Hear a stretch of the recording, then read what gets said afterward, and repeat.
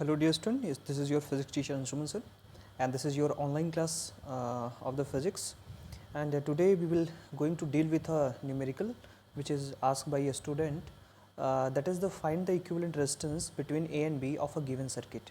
So आपकी एक circuit कुछ इस तरह से दी गई है और इसमें हमें A और B के बीच का इक्विवेलेंट रेजिस्टेंस फाइंड आउट करना है.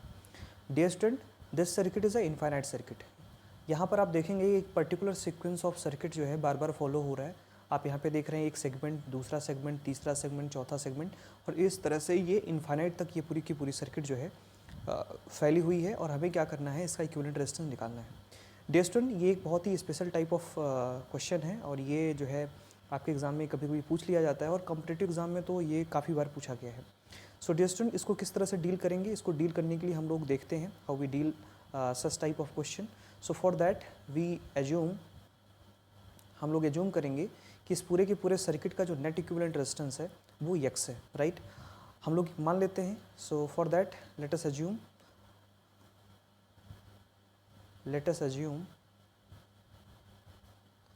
net resistance between AB of infinite circuit shown above is x. सो हम लोगों ने यहाँ पर A और B के बीच का R इक्विवेलेंट क्या मान लिया, x मान लिया. तो ये हमारा इक्वेशन नंबर फर्स्ट हो गया और इसी को ट्रीट करके हम लोग आगे क्या करेंगे, इसको जो है हम लोग सॉल्व आउट करेंगे. तो प्यारे बच्चों, यहाँ पे ध्यान देने वाली बात है कि इस सर्किट को सॉल्व करने के लिए हम देखते हैं कि एक पर्टिकुलर सेगमेंट यहाँ पर फॉलो हो रहा है. अगर आप देखेंगे यहाँ पर ये पूरा सेगमेंट, ये पूरा सेगमेंट, ये पूरा सेगमेंट, और इस तरह से जो है ये आगे की तरफ भी क्या होगा, ये बार बार रिपीट होगा ये सर्किट. तो ऐसे सर्किट्स को सॉल्व करने के लिए हम लोग क्या करते हैं, कुछ मेथड्स का यूज़ करते हैं. इस मेथड के लिए हम लोग क्या करते हैं, इस पूरे सर्किट को हम लोग यहाँ से ब्रेक डाउन कर देते हैं, यहाँ से ब्रेक कर देते हैं.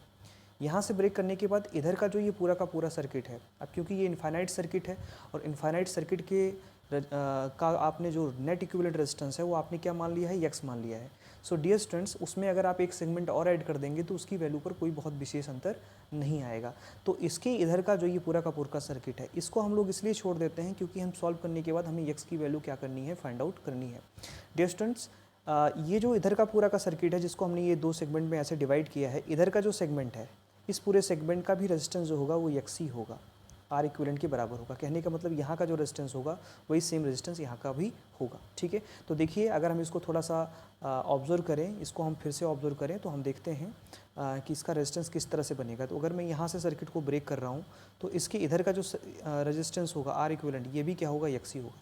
कहने का मतलब अगर इनफाइनाइट सर्किट है और उसका रेजिस्टेंस x है और उसमें कोई एक सेगमेंट और छोटा सा आप ऐड कर देंगे तो उसकी वैल्यू में बहुत ज़्यादा अंतर नहीं आएगा.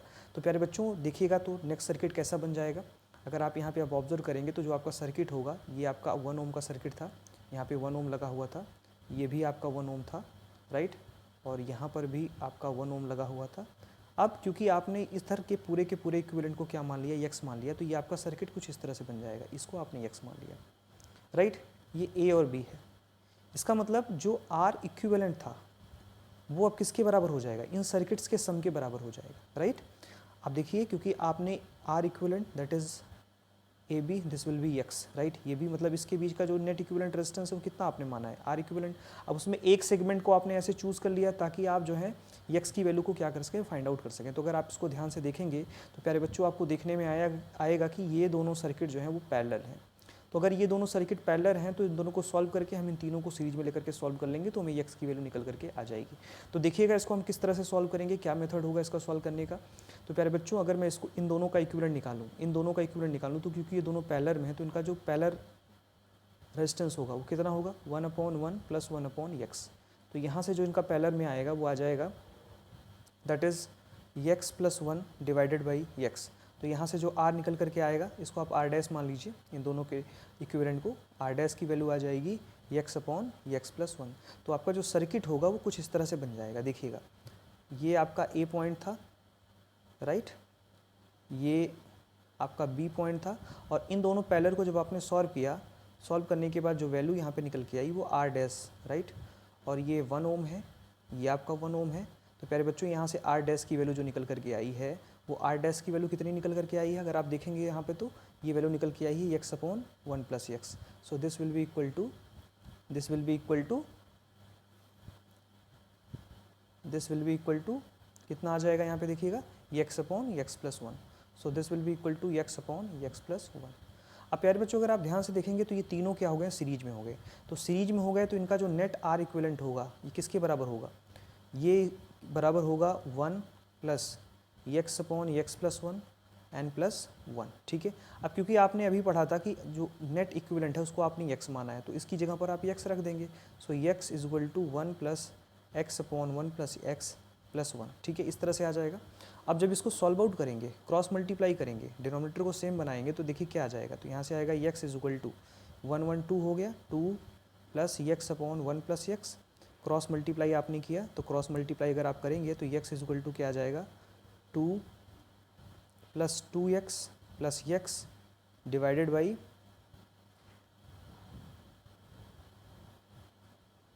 यहाँ से देखिएगा, यहाँ से आ जाएगा आपके पास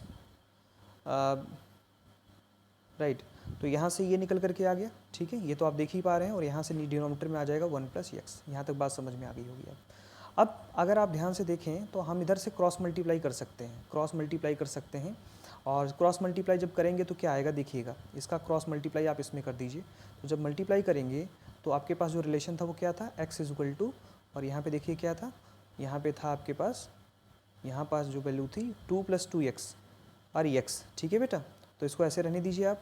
तो लिख लीजिए 2 plus 2x plus x divided by 1 plus x. Cross multiply करिए तो आ जाएगा x plus x square and this will be equal to 2 plus 2x plus x. तो यहाँ से एक x से एक x कैंसिल हो गया. तो what we get that x square minus 2x plus 2 is equal to 0. तो प्यारे बच्चों यहाँ से ये वैल्यू निकल करके आ गई. यहाँ पर माइनस होगा क्योंकि आप इसको इधर ले जाएंगे तो ये वैल्यू क्या हो जाएगी, माइनस हो जाएगी. तो इस तरह से हमारे पास क्वाड्रेटिक इक्वेशन आ गया. अब इस क्वाड्रेटिक इक्वेशन को हम सॉल्व करके क्या करेंगे, x की वैल्यू फाइंड आउट करेंगे और इस इनफाइनाइट सीरीज का इक्विवेलेंट रेजिस्टेंस हम लोग क्या करेंगे, फाइंड आउट करेंगे. सो इसको निकालने के लिए हम देख रहे हैं इसका फैक्टराइजेशन मेथड यहाँ पे यूज़ नहीं कर सकते. तो we using the Sridharacharya formula and Sridharacharya formula is given that x is equal to minus b plus minus under root b square minus 4ac divided by 2a. Right, this is the formula. Now हम लोग क्या करेंगे, हम लोग compare करेंगे.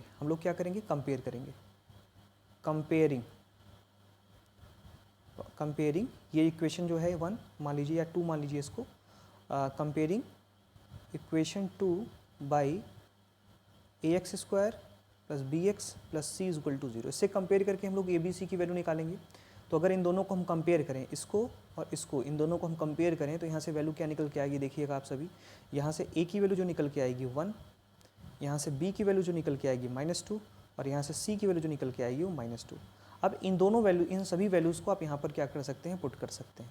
तो यहाँ पर पुट करने के लिए देखिए क्या करेंगे, x is equal to minus, तो यहाँ नोट कर लेते हैं a की वैल्यू 1 थी, b की वैल्यू -2 थी और c की वैल्यू बेटा -2 थी. अब यहाँ पे रख दीजिए.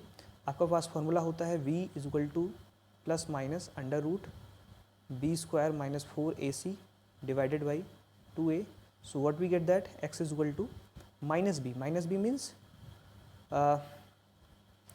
मीन्स आपका -2. So this will be plus 4 plus 2 right, and plus minus under root b square -2 का स्क्वायर करेंगे तो 4 आ जाएगा, माइनस 4 मल्टीप्लाइड बाई a की वैल्यू कितनी है 1 है, c की वैल्यू है -2. ठीक है, and divided by 2a, 2 multiplied by 1. तो this is the value. Now again we अगला जो हम लोग सॉल्व करते हैं तो देखिए क्या आएगा हमारे पास, +2 प्लस माइनस अंडर रूट, ये आ जाएगा बेटा 4 माइनस, यहाँ पे देखिएगा ये माइनस मल्टीप्लाई होगा 4 हो जाएगा और नीचे आ जाएगा आपके पास, अच्छा 4 2 ज़ा, ये देखिए ये 4 2 ज़ा 8 होगा, ये दिस इज द 8.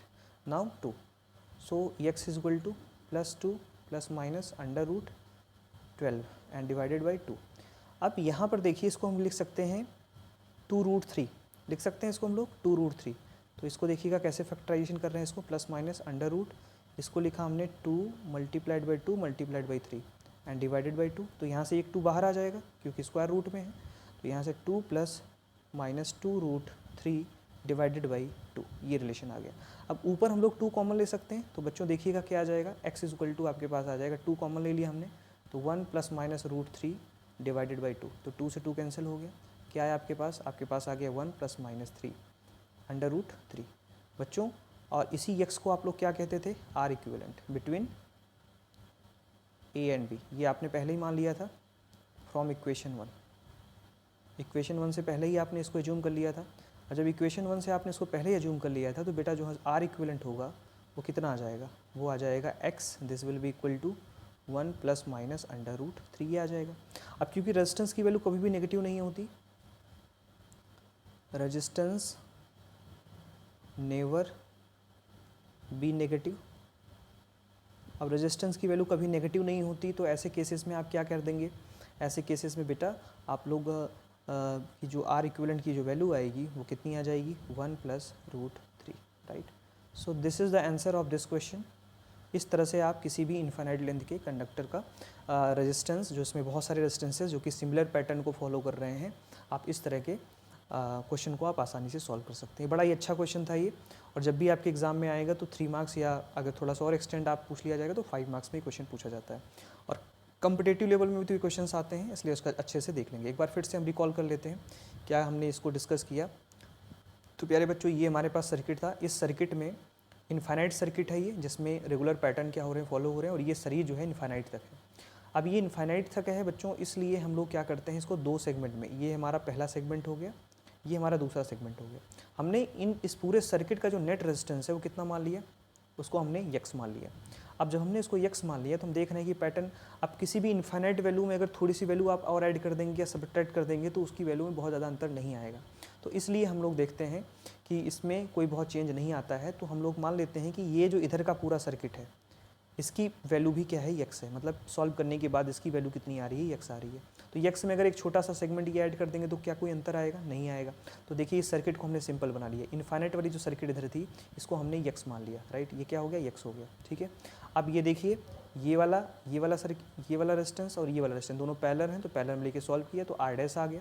फिर आगे देखिएगा तो सर्किट आपका कुछ इस तरह से बन गया। अब सर्किट जब आपका कुछ इस तरह से बन गया तो यहाँ से देखिए जो आर डैश थी उसकी वैल्यू आ गई x upon r dash equal to x upon x + 1, ठीक है। तो प्यारे बच्चों इसको हमने सॉल्व किया, और सॉल्व करके हमारे पास जो है ये इक्वेशन निकल करके आ गया, दिस इक्वेशन। तो अगर आप ध्यान से देखेंगे तो हमारे पास ये वाला इक्वेशन निकल करके आ गया, दिस इक्वेशन, राइट। अब इस इक्वेशन को हम लोग, ये श्रीधराचार्य फॉर्मूला से कहते हैं हम लोग, तो इस फॉर्मूले का यूज़ करके हम लोग क्या करते हैं, एक्स और वाई जब भी कभी भी फैक्टराइजेशन ना हो तो हम लोग ये वाला फॉर्मूला क्या करते हैं, यूज़ करते हैं। और यहाँ से जब हमने निकाला कंपेयर करके तो ये वैल्यू आई, इसमें रखा हमने, इसमें वैल्यूज़ को हमने पुट किया, और पुट करने के बाद जब हमने सॉल्व किया तो हमारे पास देखिए क्या वैल्यू निकल करके आती है, हमारे पास वैल्यू निकल करके आती है दिस वैल्यू। अब क्योंकि आप जानते हैं कि रेजिस्टेंस नेवर भी नेगेटिव, इसलिए जो आर इक्विवेलेंट होगा वो 1 + √3 हो जाएगा। तो कहने का मतलब इस क्वेश्चन का जो आंसर होगा वो हो जाएगा 1 + √3। तो thank you so much to watching us. हमें देखने के लिए बहुत बहुत धन्यवाद। आई होप ये क्वेश्चन आपके समझ में आया होगा, और आप लोगों ने इसके थ्रू और भी बहुत सारे क्वेश्चन आपकी बुक में दिए हुए हैं और आप उसे सॉल्व करेंगे और अच्छे से समझ पाएंगे। तो प्यारे बच्चों आज के लिए इतना ही, फिर मिलते हैं किसी नेक्स्ट वीडियो में एक अलग तरह के क्वेश्चन के साथ जो आपकी कॉन्सेप्ट क्लियरिटी को क्या करेगा, मेंटेन करेगा। और साथ में छोटी इन्फॉर्मेशन, अगर आप ऑनलाइन क्लासेस ज्वाइन करना चाहते हैं क्लास 12th क्लास 11th के लिए तो यू कैन कॉन्टैक्ट मी। लगातार हमारी क्लासेस रन हो रही हैं, अलग अलग बैचेज हमारे चल रहे हैं, तो आप इसमें ज्वाइन हो सकते हैं और बहुत सारे फिजिक्स को एंजॉय कर सकते हैं, फिजिक्स को समझ सकते हैं। Thank you so much.